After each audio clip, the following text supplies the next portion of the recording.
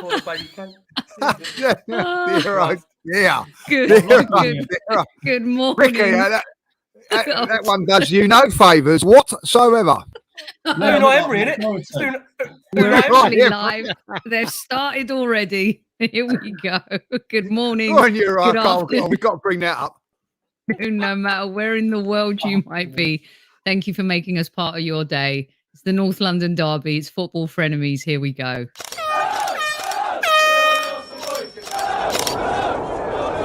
Mind the gap between the train and the platform.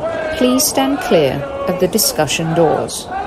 The next stop is Highbury Squad.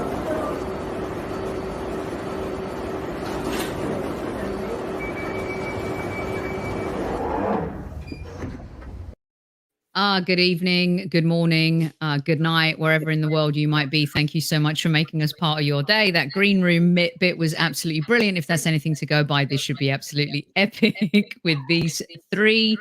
For those of you listening on replay, thank you for joining us, and those listening on our audio platforms, iTunes, Spotify, and Acast, welcome to the show. If you're not watching tonight, I don't know what you're doing, because it's the North London Derby weekend, and we've got some very epic guests here for you. One which you may know, two which you might know. So let's start with the one that we know you know. Welcome, my podcast brother from another mother. My guest co-host tonight, Mr. Lee Judges from Lee Judges TV, AFTV, and just general brilliance. Welcome, Lee. Oh, thank you very much. Thank you very much. When you said there was someone, you know, I thought Uri Emery was going to be the mention, like, you know what I mean? I thought that was going to be it. Can we put that photo up again of Uri, please? You know what I mean? Hey? Good evening, everybody. Like, you know. Look at this. Look at this. Look at Uri Emery down the bottom left there, like, unbelievable. What a good looking bloke. What a good looking bloke. Where we got that jacket from? I'm all good, thanks, Sophie. It was a busy day. Talking Arsenal, Spurs, but you know, crazy, isn't it? Crazy. Everybody wants a little piece of you when it's Arsenal, Spurs. It's unreal, isn't it? Slice of Lee Judges is always a delicious slice. Let's cream, talk about Unai Emery with cream, whipped cream, ice cream. Any way you want it, Sophie. Any way you want it. Welcome to the show. We're breaking him in. We're breaking him in. We're popping his cherry. This is the first time Mr. Ricky Sachs from Last Word On Spurs has been on the Highbury Squad. Welcome, Ricky. Thank you so much. Appreciate it. Cheers, guys. Looking good. And coming back, a glutton for punishment after his first football frenemies appearance, my TV husband, they're both my TV husbands, Lee. Today I was on Sky Sports News with Mr. Antony Costa, and we were talking about our beloved clubs. Welcome back, award-winning songwriter and artist, Mr. Antony Costa from Blue. How you doing? Lee, nice to finally meet you, mate. Lovely to meet you, Anthony. I would say that I would like to have seen that on Sky, but as soon as they said Spurs, I turn it over. I'm sorry about that. Like, you know what I mean? So, listen. Now, I've got to ask the question, is it Blue? Is that because of the Tottenham thing, or is that just completely... No? Absolutely, no, nothing to do with it. I wish it was, Lee, I'll be honest with you, mate, but no, it had nothing to do with that. It was a time when Pink was out, and we just went, look, a colour, don't really sort of scream out boy bands, and that's why we went with the colour blue. So, yeah, it's all good. You were never going to go with red. No, never. I mean, come on, if you had any sense, Lee, would you really pick Spurs? Come on. Funny story, right? Listen to this. I think I know this. Go on. I'll tell you something. When I was doing a concert, and Lee, our stylist, she gave us like these basketball tops. You know, like I remember Jordan. It had red on it, didn't it? Like, yeah. I went, I ain't wearing that. She went, what do you mean you're not wearing it? It's part of the look. I went, there's no chance I'm wearing a red top, but it's not red. I said, but it's got a bit of red. She went, what are you doing? I went, I'm Joe. What I'll do, I'll just wear my Tottenham top, and I went on stage with me Holston top. It was a lovely feeling, mate. Did you get booed? You surely must have got booed like that. Like that. Wembley, half and half, mate. Half and half. No, mostly Man United fans. See, that's how bitter they are, the old Spurs fans. Because I'm proud to wear a bit of white, a bit of blue. It don't bother me, you know. But obviously, you know, my niece is married to a Spurs fan. He's Greek, and yeah, well, too many of them in my family. Lee, it's disgusting. He won't let my little nephew wear red. So when I babysit, I put red on him. And a little bit like the Boston Red Sox New York Yankees rivalry when they were rebuilding Yankee Stadium and they buried a Red Sox shirt in the cement and they went and dug it out. Somewhere in his world, there's a red shirt and he doesn't even know about it. Yeah. Do you know, I don't know if you, obviously Sophie does, but I don't know if you Spurs guys know, like, but I have actually got a nephew called Kane. Yeah, we're talking. You were telling me, yeah. Named after the one and only, like, you know. So, what is it? Most of the family Spurs, Lee? Yeah, like my mum's side, like, are all Spurs. So, growing up as a kid, you know, like in those days, I used to go to Arsenal one week, Spurs the next, with my granddad and all that. Like, all my granddad and my uncles were all massive Tottenham fans and season ticket holders, and my brother went down that route. All my nephews are Spurs fans and all that. Like, and you know, when it comes Christmas, out comes, my mum goes and buys the Spurs kits, and I have to have them running around my house. It ain't good. It ain't good, like, you know. But that's fairly common, though, wasn't it? You find that so very quickly. You do find if you go back 20, 30 years, you find, like, you know, the older generation, they watch Arsenal one week, Spurs the other. Yeah. It's a fairly common thing. Massively. I used to. Funny enough, it was. You know, like Martin Chivers was sort of out then. Do you know what I mean? Like Alan Gilzine, like those sort of players, and I quite like you know, Martin Chivers and that, like, you know. And you know what's funny though, Lee, on that. You know what's funny on this, Lee, as well, is that a lot of people listen. Arsenal and Spurs back then, there wasn't that tribalism rivalry like it was now. They were happy to see the teams do well to some degree. It wasn't as frosty as it was back then, where you'd have a situation where now we'd be looking at the results, hoping Arsenal would drop points. Back then, it was a case that you'd be hoping London teams would do well in the competitions generally and progress together. But now, as we know, times have changed massively now. Do you know, my granddad was a Spurs season ticket holder, right? Wow. And if Arsenal were in the Europe or something like that, he'd want Arsenal to win. And I said, like, Granddad, how can you be like that? Like, you know what I mean? I don't want to. You're out of order not wanting Spurs. Yeah. I said, I can't have them winning anything. You know what I mean? But they was a little bit more. I don't really know when the real hatred between the clubs, when it developed. You know, I remember it like, I don't know when it was. Do you think it was under Graham? Do you think it started? Do you think it was earlier than Graham? Do you think it was? I think Campbell. If we go back to Campbell, was where Campbell changed really things. That's where Campbell changed. I noticed then going to White Hart Lane was a lot more vicious. Do you know what? Funny enough, I was talking about this today. Going to the new stadium last season, it was a little bit more friendlier than what it's been for many, many years. I don't really know when it really changed. You know what I mean? Like the hostility. I think the Campbell thing added probably done a lot of that, you know? Yeah, and rightly so in terms of the transfer. I remember Mum told me a story. Obviously, we're all Spurs in my family, and Pat Jennings, when he went from Spurs to Arsenal, and then you got the Terry Neal relationship as well, and mum said that was, you know, as a Spurs fan and my dad as well, it devastated them because they never thought they'd see that going from one North London club to another North London club. So I think maybe a bit back then, I don't know. I mean, there's always been a bit of we've had some of your players when they were young and they've come to us or they've gone to yours. Do you know what I mean? Like, you know, so I don't know. Listen, it's a great point. It's a great point because Pat Jennings is quite liked. Probably the only Arsenal and Spurs player that's liked by both. You know what I mean? Fan bases. I don't think anybody else would. No, William Gallas is not. Oh no! We took him on when he was on the dusty. He was finished. The ironic thing is, I told you so. If I tell Lee as well, my old man had, and he's out my Greek, like I'm half Greek, so my granddad had factories on Mount Grove Road, and I had, you know, we was all Spurs. It was crazy, and my dad had a cafe on Mount Grove Road, and I went to school in Highbury and everything. I was the only Spurs fan in my year, and it was crazy, mate. Absolutely crazy. That was bullying back then. That was bullying. But when we got to school, that was bullying. You had Spurs in that 14th position and Arsenal doing a double. 91 semi-final. Rick, 91 semi-final was a lovely day. Go back into school the next day. We will get to that. We will get to that. Okay. Thanks for that. Right. Thanks for that. Just yeah, just thanks time for to that forget about reminder. that. Well, you know what? We'll count. I've got everything ready today. Yes, sure, fine. Those these days were fantastic for you.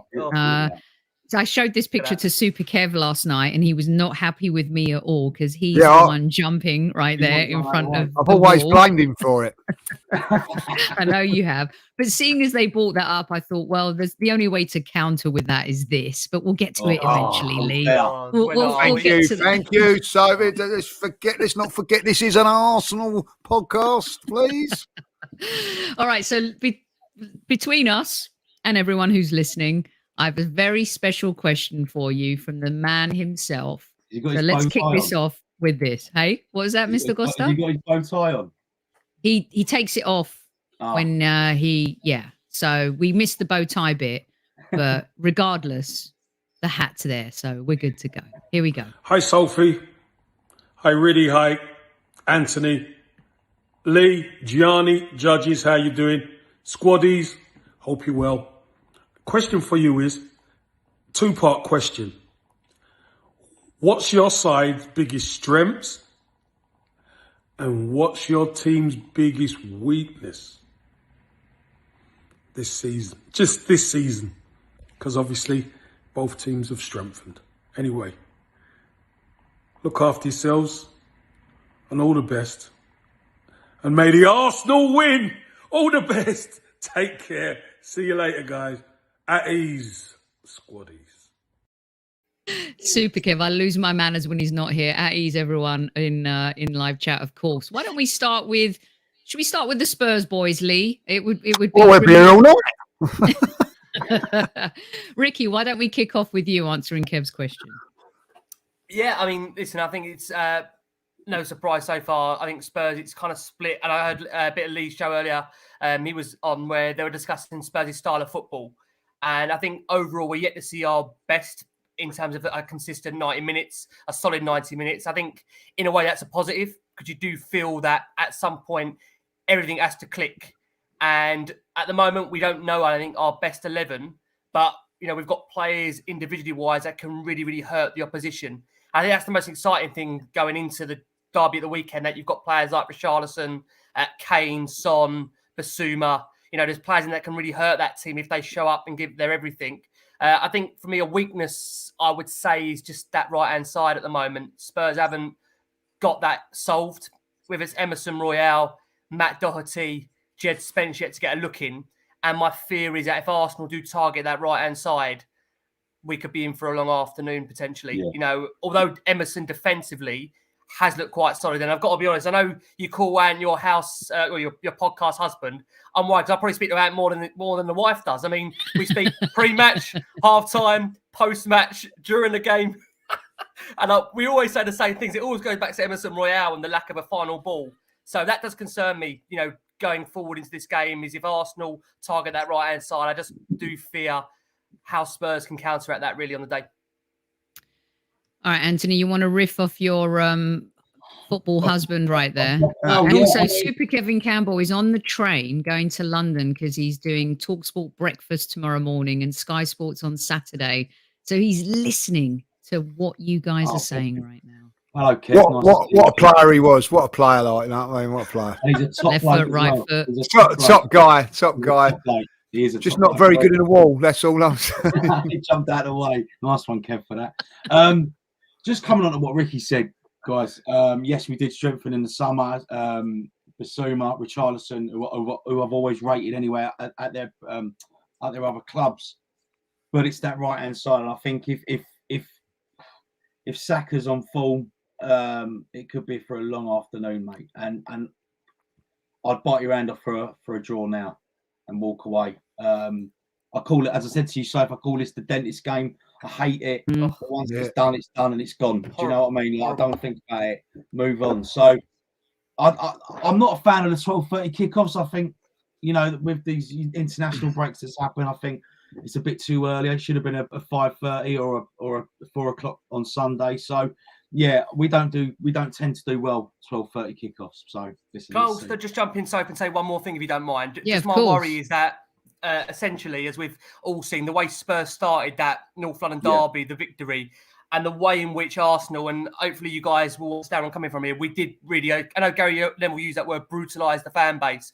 Spurs came up and literally went all guns blazing at Arsenal in that game and really rattled them. And Arteta didn't really have an answer. And I heard Lee again on an earlier show say this, that Arteta was tactically naive that game and got it massively wrong in terms of how he approached the game, mid-game as well, his substitutions, his reactions. And my worry is that would have been stewing with them for a long, long time. And I know one thing about Arsenal is they will get up for this game. Their fans always get up for the game. 12:30 and we're away from home. That's what worries me. Arsenal will be right up for it. Yeah, and we've got to listen. It doesn't matter whether you're first, you're fifth, you're sixth, you're 10th, you're 12th, you're 18th. Yeah, but 1 to 11, we have to be ready. Every player has to be ready for Arsenal because they're going to come at us from minute one, and we've got to be ready to deal with that. And that's my biggest worry going into this game. Can't afford to give away an early goal. No, Cannot. Coming on to Kev's second point. Sorry to keep talking, but our weakness, if you're going to call it a weakness, is mentality, and I hope that Conte's changed that mentality. Yes, we haven't got a mistake in us, but it always seems to happen against Arsenal. And I hope Conte now is sort of told the boys, no mistakes, just go there, play the game and not the occasion. And that's what we want. That's all we want. Yeah. Lee, we love a game against Antonio Conte. We do love a game against Spurs at home. Harry Kane loves to score against us. Saka loves to play against Spurs. Super Kev's question to you and everyone.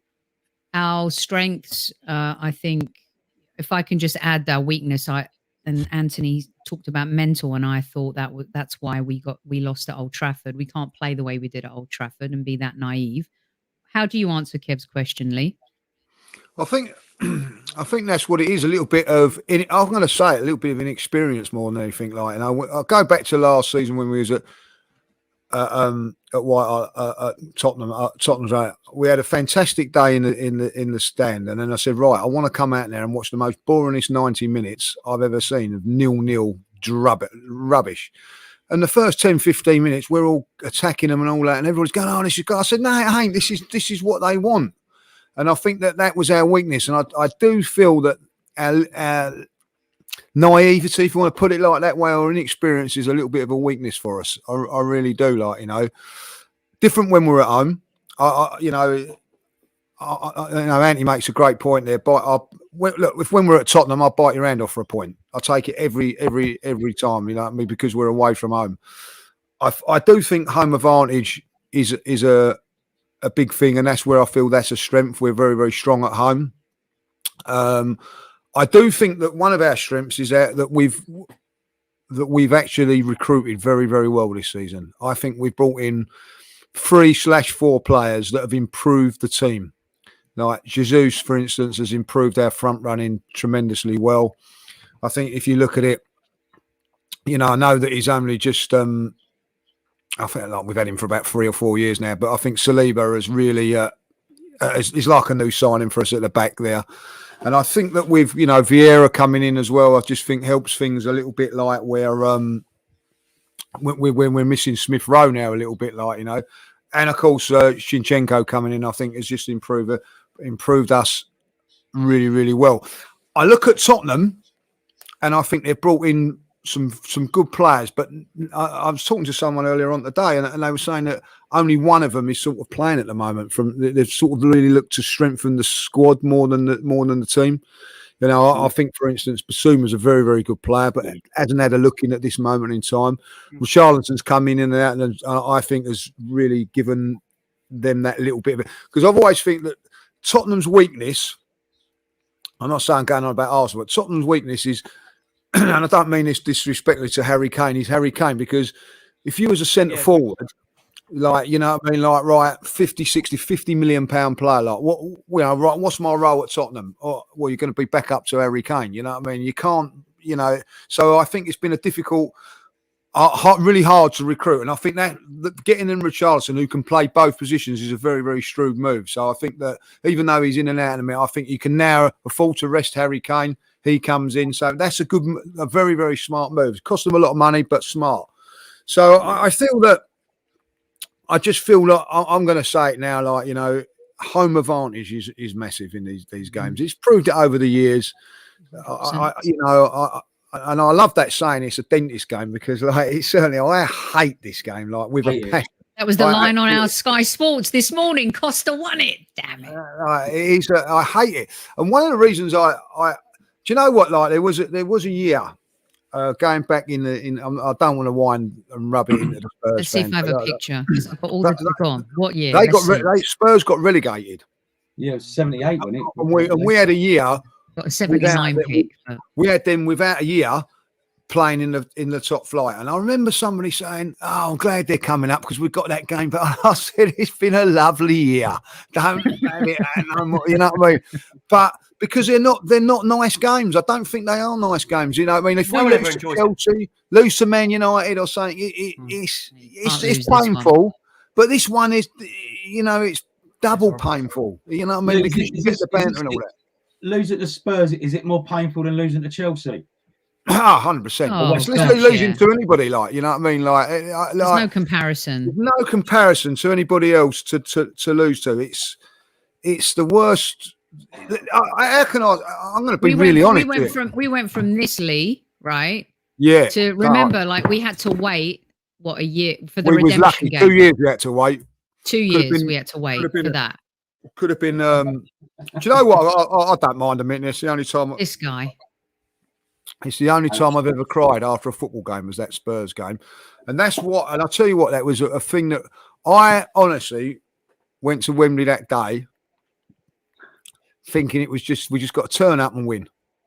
Just turn up and win. That was it. There's no way we was losing that game, and that was the day that I've never ever been disrespectful to Spurs ever since, because I knew, because at the end of the day that taught me a lesson. It taught me a lesson that day of never thinking that you're going to beat Spurs, and it doesn't matter how good we've been or how poor they've been, they can always do that, like, you know. And I remember coming home that day and sitting in my bar, went upstairs to the bathroom and had a little tear. That was painful because you knew what was coming. Like, do you remember? Like, then they brought out that song, the North London Cup. They're only runners up. Typical Spurs. You know what I mean? Like, but you know, and of course, we were very, very fortunate that 2 years later that we got our revenge. And of course, even better was the one at Old Trafford when I thought we was like superb that day. So, you know, listen, we've had more. I think we've had more better days in semi-finals. I can remember a few, but.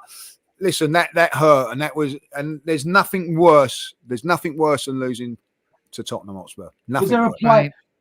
Super Kev says on the bottom there, Anthony, real quick, because he's on the train listening, and as a player, he's, you know, he says it all the time. That's the game. Go on, Anthony. Was there a player that you feared watching Spurs back in the days? Let's go. I don't know when. How far back do you want to go? That's right. Keep it in colour, yeah. I mean, this guy was. You thought, I can't. I hope he's not. I hope he's not playing today. I'll tell you, like going back in the day. I'll tell you, there's a few players. I'll name the players that have been a real pain for us over the years. Crooks and Archibald, when they were about, like, you know what I mean. Like, you see Garth Crooks now on the telly and all that. Like, he was a whippet. He was an Archibald. Archibald was really, really. A good player. Then Van der Vaart come along. He was an absolute. He just sort of raised his game against Arsenal. Of course, Gareth Bale. Bite. Yeah, would have to be up there as well. Gareth Bale, and of course, you know, Harry Kane without a shadow. Robbie Keane, Berbatov at the time. Not really, because I don't think they was that. Because we were better. You know what I mean? Like, we were better then. Yeah, we was a lot better when they were sort of playing, like, you know, someone just put in there, Chris Waddle was a ball. He was a baller and all that, like, but they were the one, you know, it started to turn, you know, Spurs when Harry Redknapp come along, and I felt was that, like, you know, look, Glenn Hoddle was a terrific player. That, you know what I mean? You have to say that going back in the day, but he weren't one that was going to hurt you like Harry Kane's hurt me. Harry Kane has hurt me more times than I like to care for. Like, do you know what I mean? I hate the bloke. But but it's because of what he does to us. It's nothing personal. That is the way it is. You know what I mean? Like, you know, like I look at him, and he he just scores goals against us. I remember that one when he chucked off his Oh, bleeding. that was amazing. Honestly, that moment. What a game that was. That was honestly one of the best. Top of the league Iconic. for 5 minutes. Just pulls the world there. It was the best 5 minutes. Of Do you know- my life. That is the game. I'd say that is the game when Sanchez scored in the last kick of the That was game. Lloris made the mistake there, though, didn't he? Yeah, but I have to say, and this it's always sad that White Hart Lane we was winning that game 1-0, and I don't think Coquelin got sent off with 2-1 down.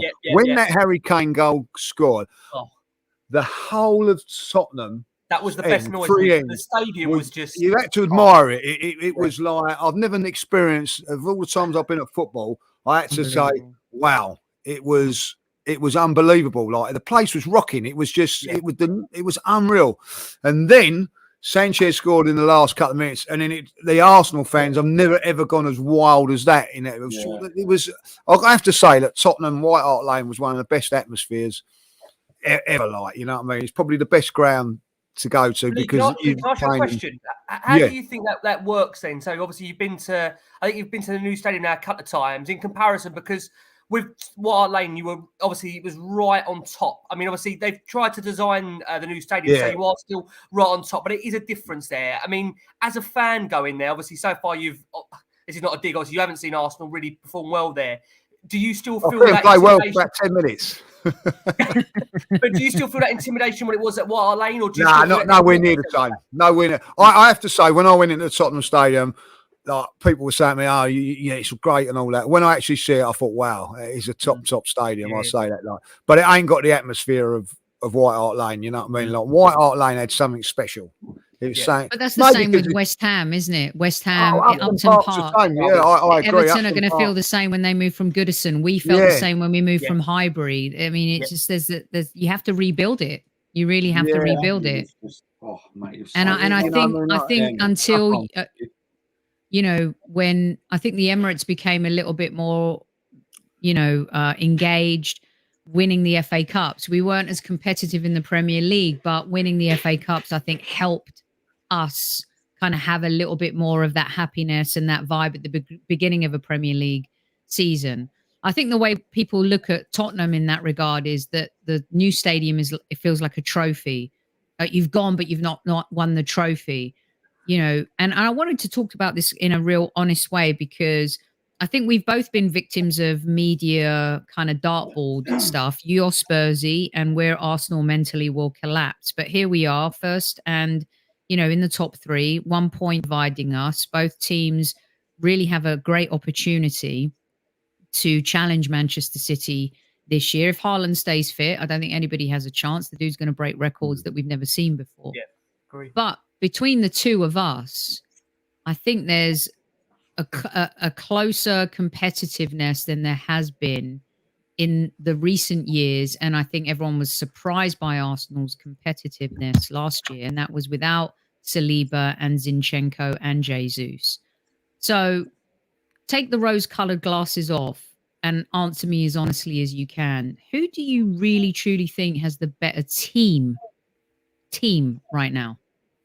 I think Arsenal are playing better as a team. Yeah. But I don't think we've seen Spurs yet fulfill their maximum potential. And, Lee said about Basuma, I think in these next, we've got a chunk of something ridiculous, like 12 to 13 games to come now in October for both sides. Naturally, you are going to have to see a rotation in the squad, because you cannot have an 11 playing week in, week out with, obviously, you guys especially for Europa League, us for Champions League. There's no way you're going to have a consistent 11, Premier League, Europa League every week, twice a week. So I think for Spurs, it will give an opportunity now to kind of build some rhythm in with those players that haven't necessarily played, the likes of Spence, the likes of Basuma, likes of Richarlison.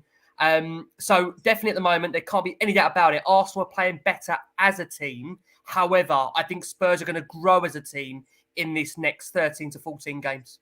Yeah, I sort of second to what Ricky's saying. I mean, as I said, I speak to Ricky every day, before the game, after the game, during the game.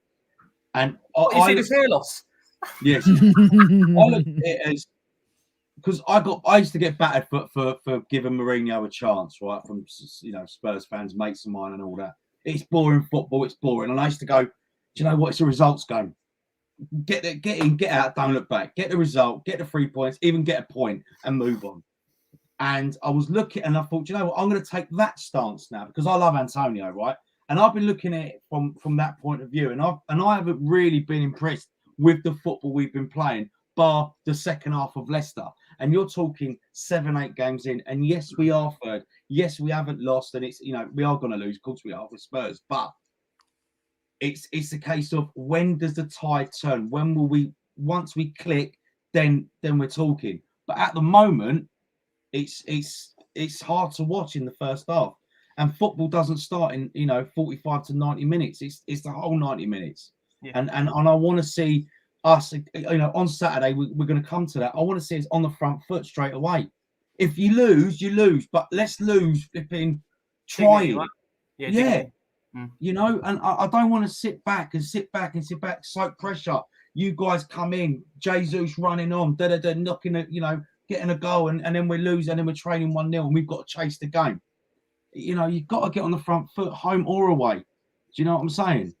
Lee, I've always wished that in this game we don't play with the naivety we did versus Man United, and maybe that's different because we were away from home. But do you think we're a better team than them right now? The table never lies. Apparently, only lies when Arsenal were on top. No, I'm going to say it. I think we are the better team at the moment, because I'm going to say it, pleasantly surprised the way Arsenal have played this season. I didn't think that they would be as good as what they have been.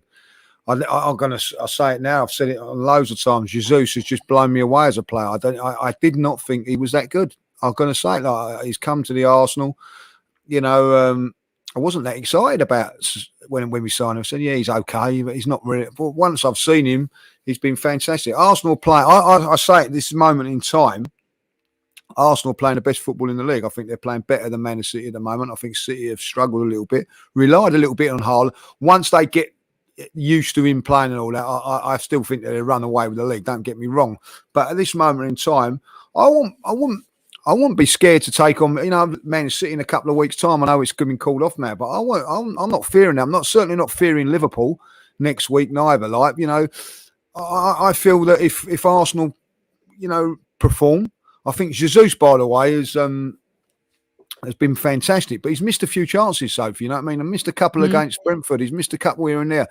If he can be ruthless, like their two guys that they've got, then we're in for great. I think we'll be all right. But the one thing I will say about Spurs and at this moment in time is they got outplayed by Chelsea, but they somehow dug in and got the result. And got better in the second half. Yeah, they didn't play that well against West Ham, but still got the result. So you've got to be cautious of what they've got, because they have got that front three that what they do is I don't think Spurs are going to chat. I'll put a lot of money on it that Spurs will give up possession.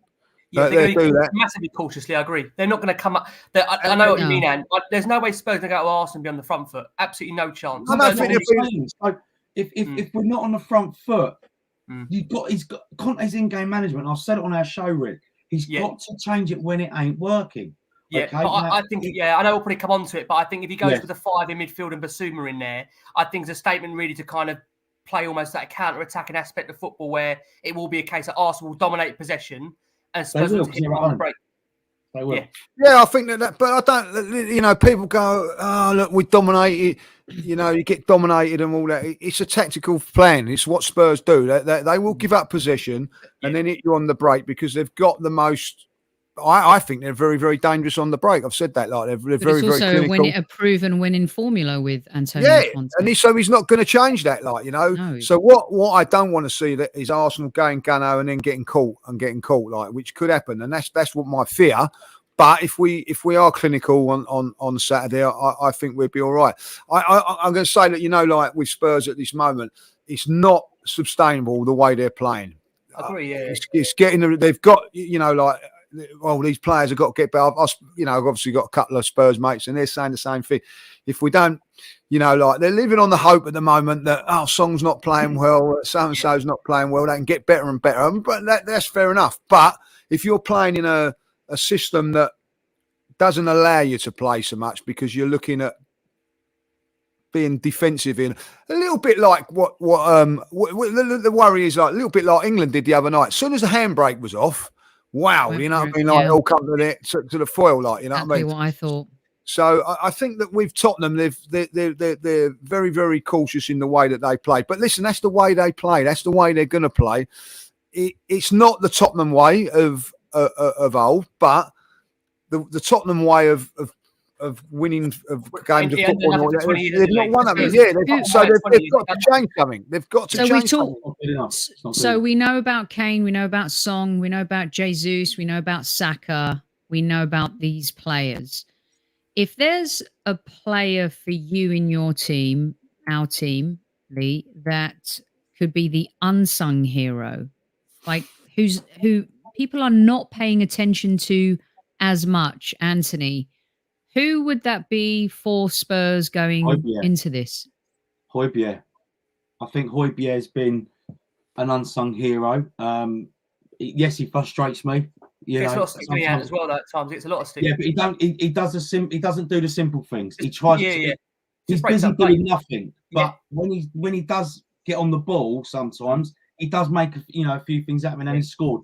I think he's the unsung hero because he ain't stopped playing. So he's Conte has seen something in him because he hasn't dropped him at all, has he, Rick? No, and also it's a good point that listen, Mourinho again. I know people's got perceptions of Mourinho and his style of football. There's a reason why Mourinho and Conte both play him every week. You know, there's a reason why he's like we said, he's like a general, a leader in that team, and he's someone that obviously, listen, injury-wise, I don't want to put the knockers on the geezer. He's been, like I say, playing consistently the last 18 to 24 months, and with Denmark as well. And he just does seem to. Every time there's been calls to drop him and he hasn't played for Tottenham, immediately fans like put him back in. So it's funny, he doesn't seem to appease everybody, but he's almost that workman-like midfielder that just keeps the ball ticking over. He breaks up play. But I think the argument will be, again, is that maybe at the weekend we do go with the 5 in midfield because so far, I think like me and Ant have said numerous times watching Tottenham this season, we just set-up-wise at the moment don't look great on the eye. And I just wonder at Arsenal, my worry is that, like Lee said, you can keep on playing a certain way, but at some point, that luck and sustainability is going to run out. And I just wonder if he goes and puts 5 in the midfield against Arsenal, beefs it up with Basuma in there, and almost does play on the counter. But then to the effect, you've got the likes of Richarlison, who's likely to come in for Kulusevski, who's got a knock. And then you've got Kane and Son. So Spurs have got some real good players on the counter. And then again, it maybe comes down to that wing-back selection, which for Tottenham at the moment, I think Perisic is definitely going to be a given starter. But as I said, on the other side, that's a real big problem for Tottenham. You know, Spence yet to get a look in. Emerson Royale, in the most politest way, horrendous going forward, defensively okay. And Matt Doherty yet to actually start a game for Tottenham this season. And that's why I said at the start of the show for me, I outlined it. That right-hand side is a massive problem for us, I think. And that's where Arsenal can get at us if we're not on our game and we don't make the right selection on that day. Yeah. Lee, what about the Arsenal? The obvious shouts I gave you. There's talk of Tierney maybe starting over Zinchenko, Saliba maybe making that first mark in his North London derby. What do you see? Who do you see being a potential unsung hero? Is it Eddie coming off the bench? What do you think? I don't think it's so much of an unsung hero. I think when Arsenal spoke about the front three, it's Charles, Jesus, and Saka. But for me, I'm going to say I think that if Perisic plays over on the right hand side, I'm going to be rubbing my hands because I think like Martinelli will have a field day on that side. I think that I just think that his pace, his directness, his work rate, and he's a finisher as well. The boy can finish, So I feel that it could be set up for Martinelli this game. I really do. I'm hoping it does. But I honestly think that, it doesn't gets underrated and all that. But I think that I'm going to say it now. I don't know if I might upset a few, but I think his ceiling is so high. I think maybe even higher than Saka's. I really do. I just think that, he's got pace to burn. He's direct. And I think that once he matures as a player, I think he's going to be a fantastic player. So, and he's my favourite anyway. So He needs to look up more and release the ball quicker. Yeah, I think that will come. That will come into his go. I think he does hold on to a little bit, a few little tricks and all that. Like I do think that, but I think once he learns that, I think that he could be the key because Tottenham, if they do push on, their 2 fullbacks or wing backs do push on, there's a little bit of space behind there, like, you know, and I think that he can exploit it. That's my worry. Yeah. Massively. Okay, so if you guys are looking at this match as we are, form, everything, international breaks in between, seems like Tottenham players played a lot more maybe internationally than the Arsenal players. No excuses on either side. However, with that said, what's your predictions? Let's get predictions in, because I know Antony and Ricky have to dart off in just a second. How do you guys have like 5 minutes? Yeah, good? Cool. Yeah. All good. All good. Okay. I've got like 5-10 minutes. So yeah, okay, if you've got 5-10 minutes, I'll save predictions. I'll save predictions for a little bit. You know what my prediction is, Soph? I know. I heard it this morning. So let me ask you this, and I want you guys to really answer this as honestly as you can. And a lot of our listeners in the chat, I love how riled up they get when we have Tottenham people on the show. Just take a chill pill. Chat, guys. Yeah, I mean, we're all reading everything, so just relax. This is a conversation about football. After Spurs get beat by Sporting, wait till you hear from Chris Cowlin tomorrow night. I mean, you're gonna love it. What can I say? Do you think Spurs, because I know how Lee and I see this, and I can't wait to hear what Lee says after you guys. Do you think Spurs are a little bit, do you find it embarrassing sometimes how overlauded you might have been over the last 4 or 5 years in the media? I'll let Ricky answer that, because because you know what I'm like, bruv. You know what I'm like. Yeah, I'll tell the truth. Like, yeah, listen, I think the whole thing is with obviously with the Poch period. I think there was a period in which obviously Spurs were loved by a lot of people in the country that weren't necessarily had a favourite football team, because obviously under Pochettino, Spurs were playing some nice football and getting decent results, and at one point they were going to win the league. But then obviously everyone got behind Leicester and made sure that weren't going to be the case. But yeah, there was that period under Pochettino. But apart from that, we can't forget, obviously we had Nuno in there.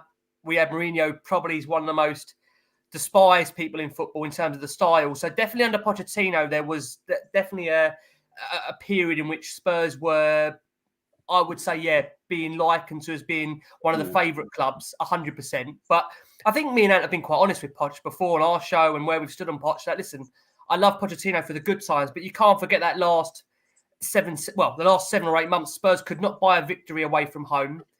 And really, you look at Tottenham under Pochettino, that every time they got to a semi-final or the final, he just never was tactically good enough to make the right changes to get Spurs over the line. Now, the thing, again, we said it before with Conte, this guy has won everything there is to win, and he's done it at multiple different clubs and in the Premier League and made players better. So for me, if I have to sacrifice that element of style for sometimes grinding out a win and getting a result, I'm prepared to do that. I've had 20 years of being, like I say, from school age, being brutalised by Arsenal fans, to even now having to deal with Arsenal fans on a day-to-day basis, having Costa call me every day. That I think me and Ant probably both feel the same. Like, we just want to see Spurs win now. And I think we're prepared to sacrifice that element of football to some degree for trophies. I think that's what the game's all about. I mean, you guys will say it to me all the time that even in Arsenal's low period of not winning the league, they've still had the FA Cups. Yeah. And that keeps you going. It keeps you, it keeps you going as fans, and it's rubbed in our faces. I'm sure Lee rubs it in his cousin's face and his brother's face, and whoever's face as much as he can do, because the game's about winning. And if you're not winning, then what are you here to do? If the game's about winning, the game's about glory, as we say as Spurs fans, I'm sure Costa will feel the same, right? Yeah, 100%, Rick. I think, a lot of people had Spurs as a soft spot because of the football we were playing under Poch, but we didn't win anything. And, I can't have, we had 80% possession and lost because we played nice football. No one didn't work for Barcelona against Chelsea in Champions League, did it? Yeah. Exactly. So it's a results game. At the end of the day, it's a results game. I'll stomach the football that at the moment as what we're playing, if it means hopefully we can go on to win a trophy at the end of this season. Do you know what I mean? At the end of the day, I hear their pain, and in our darkest hours, when we were on our knees, we finally rectified it and won FA Cups. It kept us going a little bit. What is your take? I know as Arsenal fans, we've talked about the lauding. I think Ricky and Anthony answered that pretty authentically. We've got two great, honest Spurs fans on here today. That and that's what I say. That's why I've always liked Ricky. Not met Anthony before, but you can warm to those sort of guys because they're not deluded. Like there is another element of Tottenham fans out there, and I tell you, like they're the ones when they turn around. They probably think the same about us. No, probably, yeah. But I suppose it's when they turn around and go, "Oh, we've got to get rid of Levy. He's stopping us to where we want to go. He's holding us back." Holding you back from what? Because at the end of the day, I've never seen Tottenham challenge for a title until he was in charge. And that was that one against Leicester. I've not seen a Tottenham side as good as they were at Pochettino. The last time we played at White Hart Lane, we lost 2-0. I've never, ever... All right, apart from this one, but there was a sending off. That day, I walked out of the ground and said, "My God, we're in for a few bad years." They were outstanding. Unfortunately for us, and I mean this sincerely, fortunately for us, they moved away from White Hart Lane that season to Wembley. They'd just gone unbeaten at White Hart Lane that season. Like they was a very, very, very good side. So when you get Tottenham fans go, "Oh, he's holding us back," and all that, have a reality check. Tell me, where you are and all that, because I've never seen you go for a title. I've actually never seen you that Champions League final. So get to a Champions League final. Get to a Champions League final. They were even in a Champions League at one stage. You know what I mean? So this there's a real sense of things like that with them. And I'll be really honest. This is the best. I've been used to Arsenal all my life of Arsenal, apart from 1 or 2 years. Arsenal have been the top dogs until Pochettino come along, and it was. And I'd say like we have a little digging about the winning of trophies and things like that. You have got no divine right to win a trophy. Trophies are hard to get. It's getting even harder now because of the likes of Manchester City, Chelsea. You know what I mean? Like for let's be honest. The only time I've ever seen Manchester City do anything was in a cup final in '81, and they messed that up. You know what I mean? Other than that, I've never seen them win anything. Chelsea, I hardly see them win anything. These two teams have come along with money, and they're serial winners now. So it makes it very. That's on top of a Man United. So it's very, very difficult to win a trophy. You're actually playing, and maybe with the FA Cup, like we have with us. So let's be really honest about it. We've had to play bloody well at times to get there, beating Chelsea and beating Manchester City. You're going to have to beat one of those big boys if you're going to win it. Those are the two best. The two best. Or you've got to have a little bit of luck. And in football, you have to have a little bit of luck. I never forget. I don't. You guys remember this as well. When Arsenal won the FA Cup, we beat Manchester City on the Sunday, but Chelsea were playing Tottenham and I'm thinking, oh Christ, I can't have them winning. I don't want to play them in the final and whatever. And at the end of the day, Chelsea just had an unbelievable game that day. It's fine margins, you know what I mean? Like Matic won the goal in that day. Tottenham have not been far away over the last few years. They haven't, and I'm going to say it now. What ruined them?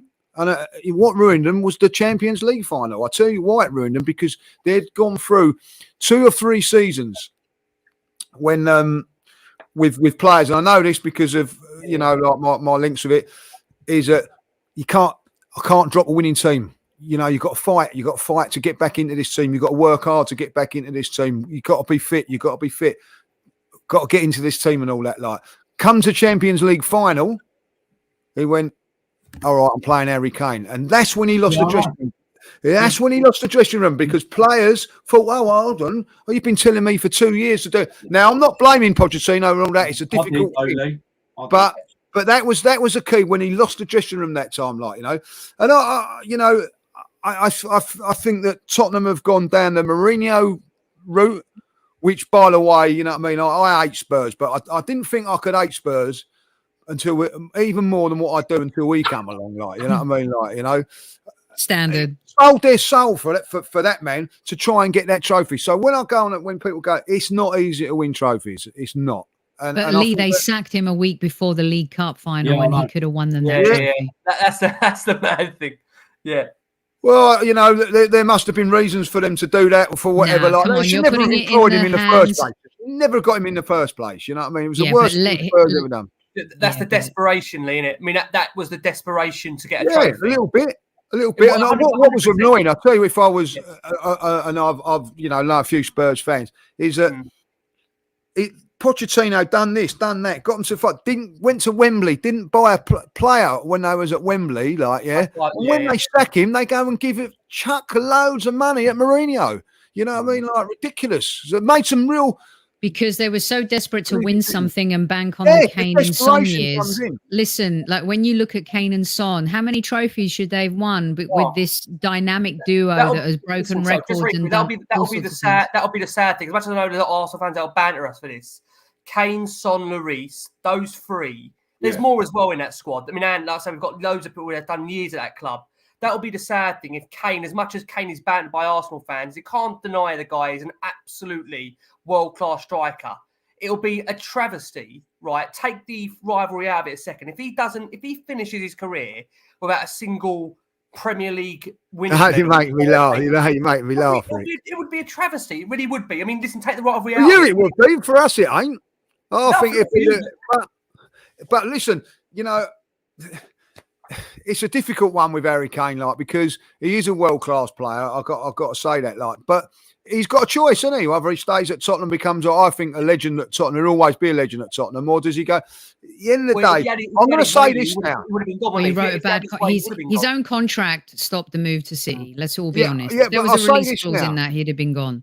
One trophy at Spurs, right, will mean more than six trophies at Man City or something like that. So that's how I look at that, like, you know what I mean? So if they win the League Cup this season, that just, what does that? Because maybe not. Here's the issue I have, if I can articulate real quick before we start ducking out of here.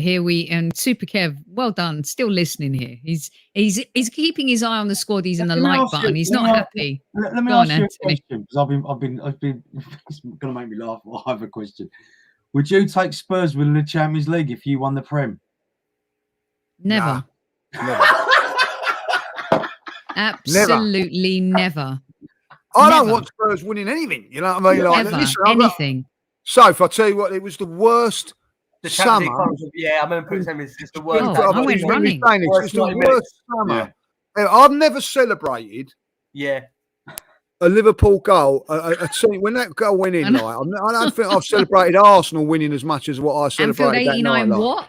Lee, the worst thing about that game is, mate, I'm still waiting for it to kick off. The penalty was so early. The game was gone after 90 seconds. It was the most horrific. The most horrific. It was Ricky. It was worse than watching the final in Paris, being there against Barcelona. You know, because in that final, your team has a hand in everything. Like, you don't have a hand in anything in the other. No. And as soon as Liverpool scored that penalty, I went running. I keep saying, I went Forrest Gump. I don't run. I just kept running. I didn't want to know. I just wanted to come home and find out what the result was. I'll tell you what, it was horrific. When they beat Ajax, I was numb for about 3 days. Oh my God. I don't ever want to go through that again. I don't ever want to go through that again. Kev, you know what? They needed revenge. They needed a little bit of revenge because of these moments. Okay. I can't let them leave the show today without the fact that for so long, and I want them to answer this before they go, to come before the game, to be in the tunnel, to see these players and these moments, and despite these moments, but then even when we're on our knees, we have games like this, to know that you're going to lose. What is that? What does that feel like? Do you want me to answer that seriously? That's rhetorical, right? I've been ripped by my own listeners for not being harsh. So You've got to be a little bit nasty, like, you know? I thought I'd end it on some. You're like the smile assassin. You just say things and smile. I'm a teddy bear with a shotgun. I mean, what do you want from me? I'm even going to put a picture up of Kolasinac, for crying out loud. Do me a favour. Love it. So But funny. for your rivals to win the league on your turf, that's got to be the worst moment. Worst day of my life being there. Yeah. Worst day of my life, because I was right near the Arsenal fans. It was just the worst. Looking back now, though, the way we celebrated that draw was even worse. When you think now what that was like, Robbie Keane doing a cartwheel. I walked out of it. Well, I didn't know one. Have a word with Robbie and tap on the shoulder and say, "What are you doing, Robbie?" Typical Spurs, isn't it? Just get off the pitch. Oh, love it. Absolutely brilliant. Right. How does this game turn out then? I won't talk about Sol Campbell and all that. I mean, no one wants to see. That's old news now. God. Yeah. So it's old news. And let's be honest, how many times do you need to see, pictures that remind you? Stop throwing out the pictures. Stop trying to get the pictures now. I just can't anymore. But go on. How do you see it ending up? Oh, Anthony, Ricky, what happens this weekend? As I said to you, we started talking before. I'll take a draw all day long. Oh, yeah, likewise. I mean, I've got to say this right now. Me and Ant are together watching it, and then we're doing a live show from the Beavertown pub after the game. Yeah, I'm not sure what I'm more scared of, sitting there watching the 90 minutes with Ant or You're not going to the game then, guys. You're not going to the game. You're not going to the game. Are you mad, Lee? Are you honestly? Mad? I can't do it now. This bloke's got a career. He's got to get out on tour in a month. Are you going to try to kill him? He's singing to the world in however long. Honestly, Look at my pretty face. Yeah, you can't touch the face. You can't touch the face. You go for a point. I'd love a point. I would take a point right now, 100%. Be a good point it'd be a great point for Spurs. I don't think it'd be a good point for Arsenal. No, we're at home. We're at home. I'm gonna lie. I think Arsenal 3-2. I think St. I think it'd be a really good game.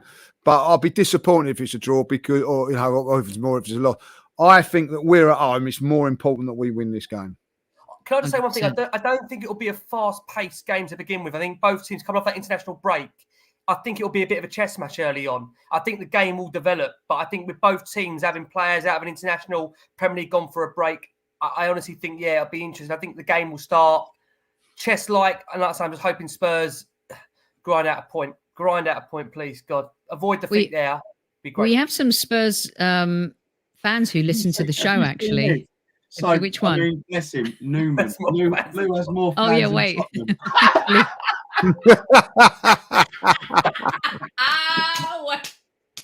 Oh my word! I mean, okay. So good. Here's Newman, nice one, mate. Oh my gosh! So Newman is an original, and he loves Lee. He loves Kev, and he have this love-hate relationship. Maybe from Kev's side, it's more hate, because we started showcasing artists in our community, really super talented artists that do amazing things. So then he started sending us art for his art. And he sent me something this morning and he's like, I don't know if you want to show this on the show. And I'm like, sure. He goes, I had to take Lee's head out because it was ruining his bald head was ruining so you're not in it today, Lee, but I thought, you know what, why not show it? Newman's North London Derby special. He's got birds crapping on your team and he loves Sue Barker. This is how bad the art is. He's got a dog on his walk doing some stuff. So Newman, well done for the art today. It's as horrific as usual. Brilliant. Absolutely brilliant. All right, score predictions. Let's hear it. I'm going 2-0. I'm going 1-1. 1-1. 3-2. That's mine too, Mr. Judges. 3-2 to the Arsenal. We can share. We can share. Yeah, we can share. We can definitely share. Man of the match. Who's the man of the match, people? I might agree with Ant, we said earlier, Højbjerg, someone like that, a real general performance, grinds out Spurs a point, or Richie Ladd, Richarlison, grabbing a vital goal at the Emirates, his first goal against the Arsenal for Tottenham, would take that. Martinelli. I've got a feeling. All right. Well, we've seen some fantastic games and plays over the years. Rocky Rocastle, look at this, Ozzy Ardiles and Lee's favourite ever Arsenal player, Charlie Nicholas. Got to say, Ozzy and Ricky Villa, they were fun to watch back in the day. The Gaza free kick, Super Kev. I'm sorry, It's I had to put that schoolboy zone stuff. That it's schoolboy zone. He's gonna have a crack. It's, He is, you know. Certainly is. There's Gary Lineker as well. Of course, Tony Adams getting the revenge. Righty playing against Sol back in the day. Sol obviously moving to the Arsenal. Thierry Henry, the king, the legend, the iconic pose. The Invincibles winning the league at White Hart Lane for the second time. Cesc doing his bits. Rosicky doing his bits. Let's not forget Bentley's goal against us. We hated every single minute of it. The Kane mask as well. Torreira gets an iconic goal for the Gunners. And of course, we were humbled at Tottenham 3-0 at the end of last season and lost our Champions League spot. I made you wait till the very end. Where's the rest of them, Sophie? We're out of the camera. What's that? That's what we got. The camera roll. Yeah. Oh, ran out. Absolutely brilliant stuff. The best till last, though, Sophie. I admire. Ricky, let everyone know where they can find you. Yeah, I think. I mean, I'm not sure that's a good thing, but go on. I know it depends who we've got in here. To be honest, yeah, I do want to keep my legs if possible, ideally. At Ricky Sachs, and I say you're interested in listening or watching the Spurs podcast, where Costa's a part of it as well. Check out Last Word on Spurs. We'll be there providing instant reaction therapy. It might be, depending on what it might be on a Saturday night, but we'll be there some kind of form. Fingers crossed. I'll pop in. Cheers, Lee. Yeah, looking forward to that, mate. Anthony, let everyone know where they can find you and when you're gigging next. I'm gigging next couple of weeks. I'm with the boys, and then we start rehearsals for the tour at the end of the year. So the good thing is there's no Christmas. Well, there's the World Cup, so I won't be missing Spurs that much at Christmas. So I'm excited to be on tour with the boys, and up and down the country, and at Official Blue, get your tickets, or at my own personal at Antony Costa. Good luck with that. Good luck with that.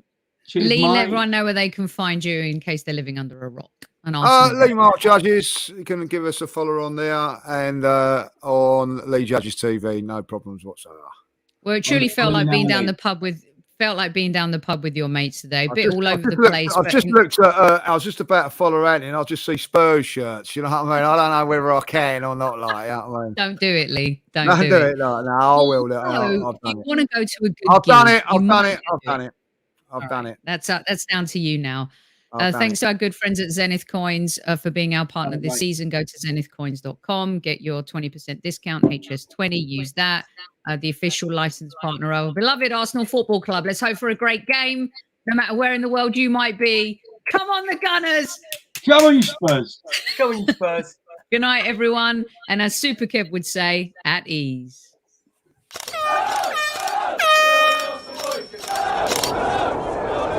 Mind the gap between the train and the platform. Please stand clear of the discussion doors. The next stop is Highbury Squad.